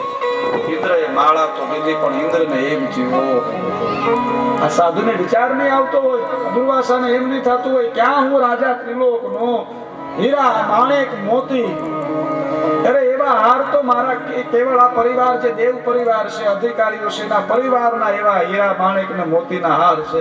મારો આખો ઐરાવત સોનાથી શણગારેલો છે. 3 લોકનો હું રાજા ને મને ફૂલની માળા ભેટ આપ્યા છે. ઇન્દ્રને પોતાની સત્તાનો અહમ છે. હું ક્યાં રાજા, કેવડો સંપત્તિવાન, અને મને એક આ સંન્યાસી ફૂલની માળા ભેટ આપે. આમાં મારી શોભા છે. અમારા હીરા માણેક મોતી, આટલો ઐશ્વર્ય, આટલા શણગાર. ઇન્દ્રએ માળાને ઐરાવત હાથી તો હાથી છે. ઐરાવતે શું કર્યું? પગ નીચે કસડી માળા, પગ નીચે માળાને કસડી કુંડમાં ફેરવી અને આકાશમાં એ માળાને એમ કહેવાય ફેંકીને દુર્વાસાને એમ થયું, ઓહો, મારા ઈષ્ટનું આવડું અપમાન, મારા પ્રભુની પ્રસાદીનું આવડું અપમાન. ઇન્દ્રએ માળાને સામાન્ય ગણી, એક સાધુની પ્રસાદીને સામાન્ય ગણી, એક સંતની પ્રસાદીને કૃપાને સામાન્ય ગણી, અને અહંકાર આવ્યો છે અને અભિમાન આવ્યું છે. અને સાધુના આશીર્વાદને કદી સામાન્ય ન ગણાય. એના હૈયામાંથી નીકળી જાય, કોઈ સંતના હૈયામાંથી નીકળી જાય ને, હાથ પેઢી લગી સંતાન ન લખ્યું હોય ને, એની ઘરે એક નહીં 5 દીકરાઓ હોય છે. સંત છે. દુર્વાસાને થયું આને મારા ઈષ્ટના પ્રસાદીનું અપમાન કર્યું છે અને સંપત્તિનો અહંકાર છે. કહ્યું, હે ઇન્દ્ર, તો મારા મહાદેવની પ્રસાદીનું અપમાન કરવા તારી આ સંપત્તિના હિસાબે આ હીરા માણેક ને મોતી ને હાથી ને આ બધું લઈને નીકળ્યો, તને એનું અભિમાન છે કે એમ? હું દુર્વાસા શ્રાપ આપું છું, શ્રી બધી સમુદ્રમાં લઈ જાઉં. શ્રી કહેતા લક્ષ્મી, જગતની જે કઈ લક્ષ્મી છે એને શ્રી કહેવાય. હીરા માણેક મોતી ધન સંપત્તિ જે કઈ વસ્તુ છે અને બધું સમુદ્રમાં લઈ. ઇન્દ્ર પાસે કાંઈ રહ્યું નહીં પહેરેલ વસ્ત્ર સિવાય. દેવતાઓની પત્ની હતી ને કીધું, આ તો કઈ ને નાકની વળી નો રે, આમ નામ નીકળે તો પૂછે છે કે કોણ ગુજરી ગયું? કીધું ગુજરી નથી, વધ્યું નથી કાંઈ. દુર્વાસાએ બધા શ્રાપ દીધો, નાકની વળ્યું ન રહે, બધા કામ ને ઓલા આવી રીતે હોય, ક્યાંય જાય કે હું થયું ભાઈ હોય ને, આપણે તો ઘરેણા ઉતારી નાખે, કોઈ ગુજરી ગયું છે, ગુજરી નથી ગયું ભાઈ. ક્યાંના શ્રીમંત હતા, કંગાલ થઈ ગયા, હાવ કેમ જીવવું બહુ અઘરું થાય. બધેથી બધું વયું ગયું હોય, કૈલાસ પર્વત ઉપરથી ન ગયું, કારણ કે ન્યા આમાં કઈ જરૂર પણ નથી. ત્યાં તો કેવળ રાખના ઢગલા છે, પણ વખાણ ક્યાં કરું રાખો કી ઢેર કા. અરે શક્તિ ભભૂત મેં હે ખજાના કુબેર કા. એક રાખની ભભૂત આપી દે ને કુબેરનો ખજાનો પાછો પડે. પ્રથમ દ્રષ્ટિએ શિવલોકમાં કાંઈ નથી હોય. મારો મહાદેવ કેવો છે ખબર? ભોળાનાથનું કામકાજ વાણિયા જેવું છે. વાણિયાના ઘરે જાવ તો બહારથી તમને કાંઈ ન દેખાય. વાણિયાના ઘર હોય ને બહારથી આમ નેવાય લબડતા હોય, પણ અંદર જાવ ને કઈ ગણતું ન હોય, અબજોપતિ હોય, કેટલી બેંકમાં પૈસા છે એને ખબર ન હોય. અને આપણે જે કાંઈ છે ને એ બધું ડેલી જ હોય. બહારથી આપણે શણગાર કરી પછી તો ઘણા મંગળીના બાકી હોય, ઘણું બાકી હોય. મારો મહાદેવ પ્રથમ દ્રષ્ટિએ ઓગળ લાગે, બહાર ગભૂટ લગાવે, ભસ્મ લગાવે, આપને એમ કાંઈ રાખ સિવાય કાંઈ નથી. પણ કોક દી કેના શરણે જાઓ, આ બ્રહ્માંડમાં નથી દેવું તમને આપ્યું, આ બ્રહ્માંડમાં નથી દેવું, એની પાસે દેવા માટે અશક્ય કાંઈ નથી ભગવાન છે. મહાદેવ તો દયાળુ છે. બખાન ક્યાં કરું મેં રાખો કા ઢેર કા, રાખો કા ઢેર કા. ચપટી ભભૂત મેં ખજાના કુબેર કા.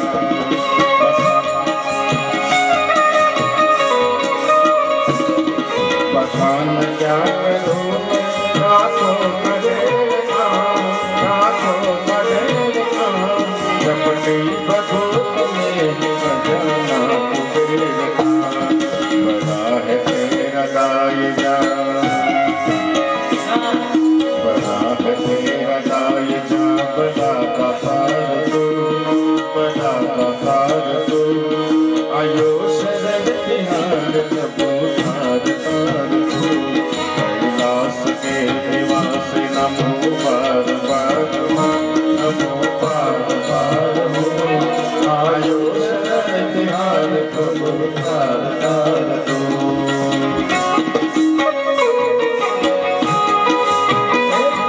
રાખની એક કણી ખાલી મળી જાય ને ભભૂતનો કળ, કુબેરનો ખજાનો ટૂંકો પડે.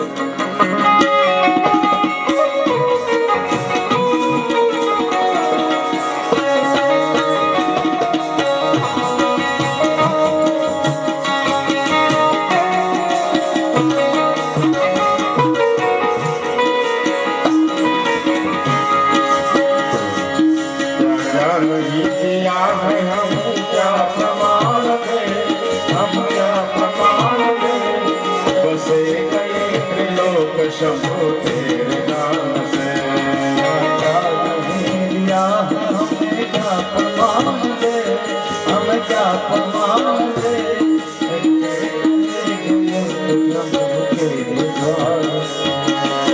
क्या नहीं दिया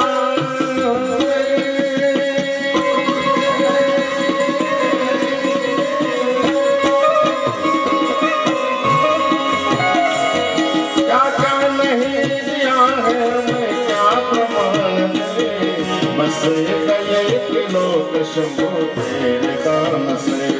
हे गंगाधार मुक्ति द्वार, हे गंगाधार मुक्ति द्वार. ओमकार तू, ओमकार तू, ओमकार तू. आयो शरण तिहार प्रभु तार तार तू. कैलाश के निवास नमो बार बार, नमो बार बार हो. आयो शरण तिहार प्रभु तार तार तू. प्रभु तार तार तू, प्रभु तार तार तू. શક્તિ ભભૂત મેં હે ખજાના કુબેર કા. મહાદેવને ત્યાં ભસ્મ પણ એક ભભૂતની શક્તિ મળી જાય ને બ્રહ્માંડ કુબેર એમ કહે કે અહીંયા તમે ગમે એ લઈને આવશો ને હું તમને આપીશ. મારી પાસે એટલું કિંમતી છે કે એનું મૂળ તમે નહીં ચૂકવી શકો. પણ કુબેરને ચિંતા છે, મહાદેવની પ્રસાદીને જો કોઈ ભભૂત લઈને આવી ગયું ને તો મારો ખજાનો ખાલી કરી દઉં તો હું ભભૂતિના મૂલે ના આપી શકું, સ્વયં વેચાઈ જવું પડે કુબેર. એટલે એના ભભૂતમાં સામર્થ્ય છે, કારણ ભૂલથી દીવો કર્યો છે ને ગોળાએ રીજીને કુબેર પદે બેહાડ્યો છે. એ મહાદેવની એક ભભૂત ખાલી તમે લઈને લગાડો ને કુબેર મહારાજ પ્રસન્ન થાય છે, લક્ષ્મીજી પ્રસન્ન થાય છે. લક્ષ્મીજીએ કહ્યું છે કે ભગવાનનું બીલીપત્રથી પૂજન કરે ને ત્યાં મહાલક્ષ્મી રૂપે રહેશે. એમનું વરદાન છે, વચન છે. અગાઉની કથામાં પણ તમે શ્રવણ કર્યું ત્રિપરાસુરના નાશ કરવા માટે ક્યાં ચાતુર્યનો ક્યાં લીલાનો ઉપયોગ કર્યો કે એને ત્રણેયને શિવ ભક્તિથી વિમુખ કરાવો ને તો નાશ થાય. જગતમાં તમને કોઈ મહાદેવની ભક્તિથી વિમુખ કરાવે નહીં, તમારો મોટો દુશ્મન છે, તમારો નાશ કરાવવા માંગે છે. યાદ રાખજો. તમને કોઈ એવું કઈ શિવાલય ન જવાય, આમ ન કરાય, આમ ન કરાય, એ કરતા તમને કોઈ બે ઢોલ મારી લઈને એને માફ કરી દેવો, બાકી આને માફ ન કરાવો તમારું પતન કરાવવા માંગે છે. એ તમારું પતન કરાવશે. શિવથી વિમુખ થવું એટલે પેઢીયું એને પાપમાં ગરકાવ થવું. અને યાદ રાખજો, શિવ વિશે કોઈ પણ બીજો શબ્દ નિંદા એની પૂજાથી કોઈને અટકાવવા મહાપાપ છે. 39 પ્રકારના મેં નર્ક થયા છે. એમાં શાસ્ત્રોમાં લખ્યું છે કે 140 બહુ મોટો યજ્ઞ છે. ભાઈઓમાં ઝઘડો ન થાય, ભાઈ ભાઈ હોય છે. આ સંસારમાં તમે જો દીકરી વિદાય થાય ને એના પ્રસંગો ઉજવાય. મંડપની અંદર દીકરી વિદાય થાય તો ગામ છે એટલે વાત કરીએ કે ભાઈ એનું ઘર પરિવાર ને બધું છોડી દઈશ, આવું બધું ઉજવાય. વિદાય તો દીકરાની થાય છે પણ જાહેર નથી થતી. લગ્ન થાય પછી નોખો થાય ધીરે ધીરે, એ મા બાપથી બી ખૂટો પડે છે. એની કોઈ એવી કઈ ઉત્સવ એવું કઈ છે નહીં. એ વિદાય ન થાય એ ધ્યાન રાખજો. પુરુષ રડી ન શકે. પુરુષના આહુડા હંમેશા અંદર ઉતરે છે. પુરુષનું હૃદય બહુ કઠણ હોય પણ એની અંદર જયારે એક હારે જેમ વિસ્ફોટ થઈ ને, અમુક વસ્તુ છે આ પાવર છે ને એ ઉપાડી શકે ત્યાં ઉપાડી શકે, પછી એક હારે ભડકો થઈ જાય કોઈ વસ્તુ. એટલે એ બહુ પથ્થર હૃદય પણ એની વિદાય ન થાય, ધ્યાન રાખી પરિવારમાં પ્રેમ જળવાય રહે. અહીંયા કયું ભાઈઓ ભેળા જોશે અને ઇન્દ્ર મહારાજ બલિરાજા આગળ ગયા છે અને કહ્યું કે ભાઈ આપણે તો અંતે ભાઈઓ છે. એક વાત તો આયલા કરે કે શેષ કે સમુદ્ર મંથન કરવાનું છે. આ બધી સંપત્તિ જતી રહી કે જે કઈ નીકળે એમાં ભાગ અમૃત નીકળશે. સહમત થયા છે દેવ દાનવ. સમુદ્ર મંથવાનું નક્કી કર્યું છે. વાસુકી નાગના નેતરું બનાવ્યું છે. મેરુ પર્વત જે છે એનો રવૈયો બનાવ્યો છે. સમુદ્ર મંથન એટલે આપણા અંદરનું મંથન છે. 15 થી 25 વર્ષની ઉંમર છે, મંથનની ઉંમર છે. આમાં સમુદ્ર છે. કુલની શક્તિ જાગૃત કરો, આમાં સમુદ્ર છે, આમાં નાગ છે, મેરુ પર્વત છે. મંથન કરવામાં આવે. 15 થી 25 વર્ષની 12 થી 25 વર્ષની આયુષ છે. એમાં ઝેર પણ નીકળે અને અમૃત પણ નીકળે. આ વર્ષની આયુમાં દીકરો હોય કે દીકરી હોય, એ જે કાંઈ કલા વિદ્યા સંસ્કાર શીખીને એ જેનું મંથન છે. એ કોઈ પણ કલા શીખી જાય તો આ જીવન એને કલા કામ લાગે. એ કોઈ વિદ્યાને પ્રાપ્ત કરે તો કોઈ નોકરી મળે, એનું જીવન અમૃતમય બની જાય. એ કોઈ અધર્મના માર્ગે વ્યસનના માર્ગે કુસંગતે ચડી જાય તો એમ કહેવાય છે કે મદિરા પામ મૃત્યુના માર્ગે જતા રહે. 12 થી 25 વર્ષની આયુ દીકરો કે દીકરી એના માટે સમુદ્ર મંથન છે. અંદરની અંદર તમે જે મંથન કરો, જેવું ઘડતર કરો એ માર્ગ મળે. એક અર્થ એવો પણ થાય. દેવ અને દાનવ ભેગા મળી મંથન કર્યું છે. ઇન્દ્રએ કહ્યું પેલા કે અમે વાસુકીના મુખ બાજુ રહેવું, એટલે દૈત્યોએ કહ્યું કે નક્કી મુખ બાજુ કઈક નીકળવાનું હશે. કહ્યું મુખ બાજુ અમે રહેવું. ઇન્દ્ર કે હારું લ્યો, બુદ્ધિશાળી રહ્યા ને ઇન્દ્ર તો. દાનવો મુખ બાજુ રહેશે, દેવતાઓ કુશ બાજુ રહેશે. અને ધીરે ધીરે મેરુ પર્વતનો રવૈયો કર્યો છે. સમુદ્ર મંથનનો આરંભ કર્યો છે. જ્યારે મેરુ પર્વત ધસવા લાગ્યો, ભગવાન વિષ્ણુએ કૂર્મ રૂપ લઈ અને નીચે આધાર આપ્યો છે.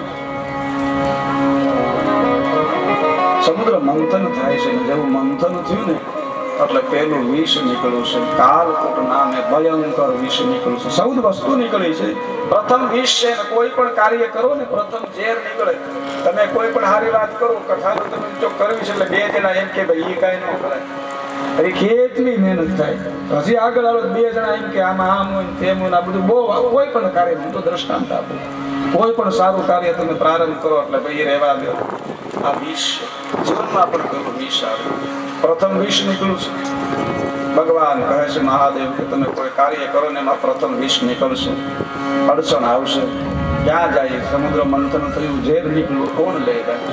આ તો બધા રત્નો હાટુથી આવ્યા હતા, પૈસા હાટુથી આવ્યા હતા, અમૃત હાટુથી આવ્યા હતા. ઝેરને કોણ સ્વીકારે? ઝેર થોડી કોઈની વાત સ્વીકારી શકાય નથી. એક સંત મહાત્માને કોઈ કીધું, બાપજી અમારા ગામમાં પધારો ને તમારા પગલા થાય, પગલા થાય. માણસો જાય સાંજે આશ્રમમાં હોય ને દરરોજ આનંદ બધા ઘડીક રહીને વયા આવે. મહાત્માને એમ જોયું એક દિવસ આવું છે પણ ગામના સોરે જવું છે, ગામને કેવો ભાવ છે. એટલે હાથમાં એક સર્પને લેતા આવ્યા, જોડીમાં નાખી દીધો અને ગામને સોરે બેઠા તો બધા બાપુ પેલા મારીને પેલા મારીને પેલા મારીને. બાપુ કે એમ હા, બોલો કે મારો બહુ ભાવ છે, બોલો કે મારો બહુ ભાવ છે. અંદરો અંદર ઝઘડો કરવા લાગે. બાપુએ જોડીમાંથી નાખ દાદા કાઢીને બહાર મારી હારો હા આવશે પણ એ કે અમારે સરપંચ છે ને મોટું ઘર કહેવાય, પેલા ત્યાં જ આવવા દે. બોલા કે ના ના એમ હોય, સરપંચ ને પેલા એવું ન હોય કે મારું ગામનું ધ્યાન રાખવું. હામાં હામાં મીડા કહેવાય, કારણ કે કાળ આવી ગયો ને આવે. સાધુએ કીધું કે આ સર્પ ઉપર તમને વિશ્વાસ છે કે 10 દેહ તો મરી જાવ, પણ આ સાધુ ઉપર વિશ્વાસ નથી. કેડી ઉગારી દે, મારે ક્યાંય નથી જવું. વિશ્વાસ અને શ્રદ્ધા હોવી જોઈએ. ઝેર નીકળું કોણ બાકી રહેલા? ઝેર તો કોણ સ્વીકારે? આ સમાજમાં જો માણસ સારું હોય ને તો હવે એમ કે ભાઈ અમે કાર્ય કર્યું, અમે કર્યું. મકાનમાં આ આપણો આઈડિયા છે. આપણે ઘણા એને કહ્યું ને કે ભાઈ ઓલા ભાઈ બહુ સારું હોય બિચારા, એ બહુ સારું પણ એને કાંઈ નહોતું ને. કોઈ નાતમાં આ નહોતું પાડતું જોવા જતા. જ્યારે એને ફલાણા ગામ ગયા અડધી રાતે અને વરસાદ કે મારું કામ અને ગોઠણ લગી ગારો અને ગારો ટૂંકતા ને જઈને હગાઈ નાખી કરી. એમ કે હા પણ બાજુ માથા ભારે આવી ગયા, બિચારો દુખી બહુ છે કે તો એના કેરા ઈ ભોગવે, એના કેરા ભોગવે તને ગારો પુંજેવા ઈ ભોગવે. સારી વસ્તુમાં બધા જ રસ લે, ખરાબ વસ્તુમાં કોઈ જવ ન લે. ઝેર માટે કોણ આવે? ઝેરને કોણ સ્વીકારે? લોકો નિરાશ થયા, દેવતાઓ નિરાશ થયા. દાનવો કહે અમૃતની વાત ક્યારે, અત્યારે મૃત્યુ આવશે. દેવતાઓ કહે અરે રત્નોની કાંઈ જરૂર ન હતી, જીવન તો હતું, હવે આ વિષ તો મૃત્યુ આપશે, શું કરીએ? અને જીવ મૂંઝાય, દેવ મૂંઝાય, દાનવ મૂંઝાય, બધાય મૂંઝાય, થઈ જાય એક પુકાર છે. એ કયું છે? હવે કયો આશરો? હવે કોના શરણ જાય? ને બધાએ કહ્યું છે આશરો એક તમારો સદા શિવ, આશરો એક તમારો પ્રેમ.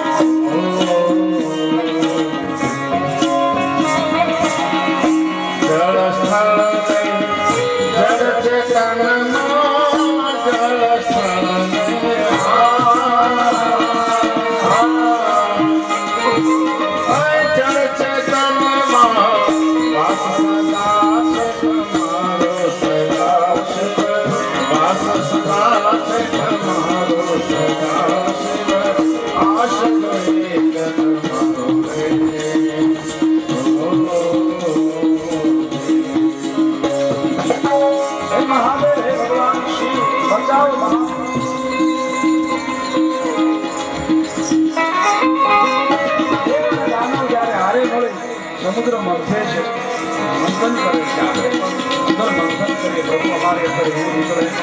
ભગવાન શિવની કથા સાતમા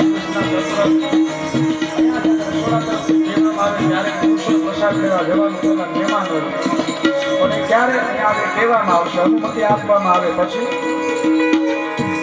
સંકલન નથી થતું ને એટલે એવું થાય. એને એમ થાય કે હું અહીંયા કહું ત્યારે આપણે કઈ મને એમ થાય કાઢી લોકો આવે પછી, એટલે કઈ ભેળું ન થાય. એમાં આદેશ આવે તો મહેમાનોએ પ્રથમ પ્રસાદ લેવા જવાનું છે. અહીંયા દેવતાઓ સ્તુતિ કરે મહાદેવ. હવે આ જગતમાં કોણ બચાવે? ઝેર નીકળ્યું છે બાપ. અજબ અલૌકિક રૂપ મારો, ભાલમાં ચંદ્ર રૂપાળો રે.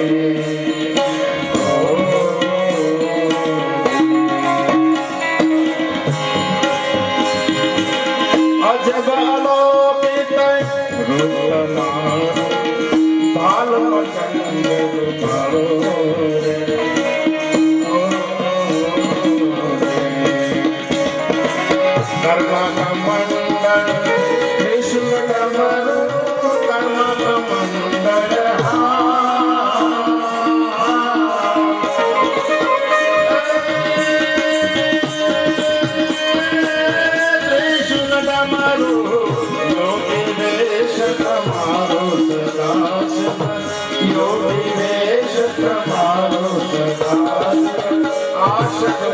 ભસ્મ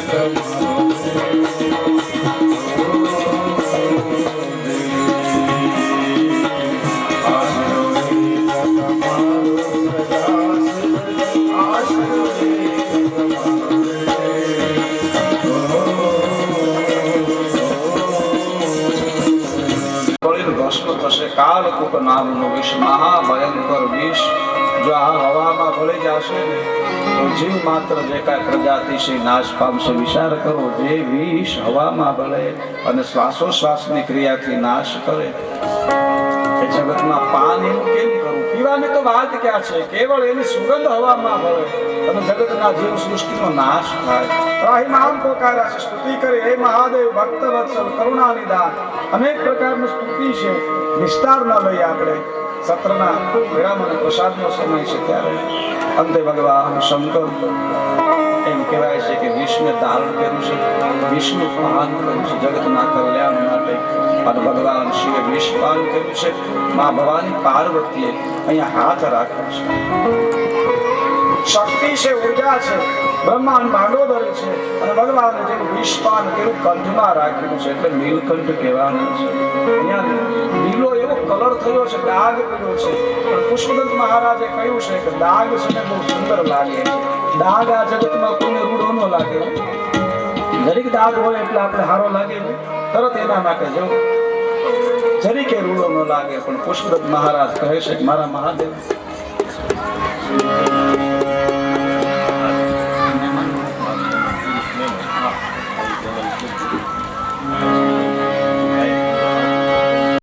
કાયમ સાંજે 5 વાગે, હા આજે સાંજે ટાઈમ લખ્યું છે, ટાઈમ સાંજે 5 વાગે આઈસ્ક્રીમના દાતા પ્રવીણભાઈ વાડીવાળા અને રમણીકભાઈ ચતુરભાઈ નસીબ સુરત તરફથી છે એમને જોરદાર તાળોથી વધાવી જય હો. આજે સાંજે 5 વાગે એમના તરફથી આઈસ્ક્રીમ છે. જેવો છે અમૃતની વાત કરી તાનો ઠંડુ. હા, અને મહેમાનો બધા પુરુષ વર્ગ આપણે વિષ પીધું એટલે નીલકંઠ થયા છે. ડાઘ છે, ડાઘ કોઈને રૂડો ન લાગે.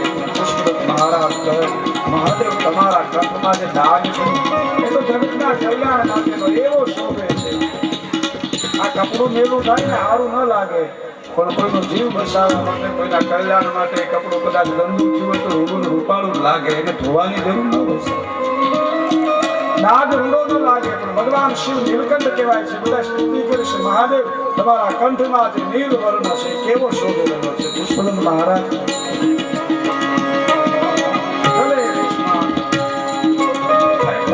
મહાદેવ ભગવાન શિવ દેવતાઓ સ્તુતિ કરી છે. ભગવાને વિષપાન કર્યું છે. નીલકંઠ કહેવાના છે. સમુદ્ર રત્નો નીકળ્યા છે સમુદ્રમાંથી. સમુદ્ર રત્નનું આપણે વર્ણન બપોર પછીની કથામાં લઈશું. સમુદ્ર મંથન, પારિજાત વૃક્ષ, કામધેનુ ગાય, પુષ્પસેવા નામે અશ્વ, ઐરાવત નામે હાથી, પારિજાત નામે વૃક્ષ, કલ્પ વૃક્ષ, પંચધન ને શંખ જે છે ભગવાન વિષ્ણુએ રાખ્યો છે. ચંદ્રમાં ભગવાન શિવની જે શોભા વધારે છે. 9માં લક્ષ્મીજી નીકળ્યા છે. ભગવાન વિષ્ણુ સાથે જેમનો વિવાહ થયો છે. વારુણી નીકળ્યા છે, મદિરા નીકળ્યા છે એમાંથી નહીં. આ વારુણી એટલે શું કે વગર અમૃતે અમૃત જેવું લાગે. ઇતિ મદિરા ઇતિ વારુણી. ધન્વંતરી ભગવાન નીકળ્યા છે 13માં. અને 14મું રત્ન એટલે અમૃત નીકળ્યું છે. આ શરીરની અંદર મંથન કરવામાં આવે, આમાંથી અમૃત પણ નીકળે અને ઝેર પણ નીકળે. મંથનની ગોળીના તળિયે જે હશે એ નીકળશે. કાં તો કોઈ જટાધર જાગી જશે, કાં જગત બળીને ભસ્મ થશે. ચિંતન કરો, મનન કરો. યથા બ્રહ્માંડે તથા પિંડે. કોઈ નાનો નથી આ જગતમાં, એવું ન વિચારવું. કથા એમ કહે છે, ઘણી વાર માણસ એવું વિચારે અમારી ફલાણી જ્ઞાતિ, અમારે એટલા કામકાજ, મારાથી આ ન થાય, આ ન થાય, ન થાય, એવું નથી. જ્યાં બ્રહ્માંડમાં છે ને તમારામાં છે. જ્યાં સંસારના શ્રેષ્ઠીઓમાં રમે છે એ જ મારા તમારામાં રમે છે. જે બ્રહ્માંડમાં છે એ મારામાં તમારામાં છે. આમાં મંથન કરો, ચિંતન કરો, આમાંથી દારોલી નીકળે. ભગવાન શિવની કથા, સમુદ્ર મંથનની કથા મને તમને ઉપદેશ આપે છે. 7મા દિવસની કથા સત્ર પ્રથમ સત્રના વિરામ તરફ જઈ થોડી વાર હરિનામ કીર્તન, ત્યાંથી મહેમાનો પુરુષો જમવા જાય, ત્યારબાદ બધા મહેમાનો જમવા. મહેમાનોનું ખૂબ ખૂબ સ્વાગત છે. અહીંયા ગામના જે પણ ગ્રામજનો એના મહેમાન આવ્યા છે એમનું સ્વાગત કરીએ છીએ. કોઈ નામ યાદી બાકી રહેશે બપોર પછી આપણે સન્માન લઈશું. ખૂબ ગઈકાલે મેં યાદી કરેલી સત્સંગમાં, સત્સંગનો અમને ખૂબ લાભો મળેલા એવા અમારી જીનાભાઈ બરબાદ, એમની મને યાદી મેં કાલે કરેલી. ખૂબ અમે એમની સાથે બેઠા. એમના દીકરા વાઘજીભાઈ, એમના તરફથી ગાડીની માલ સામાન હેરફેરનું દાન છે અને સમગ્ર વસ્ત્ર બાપા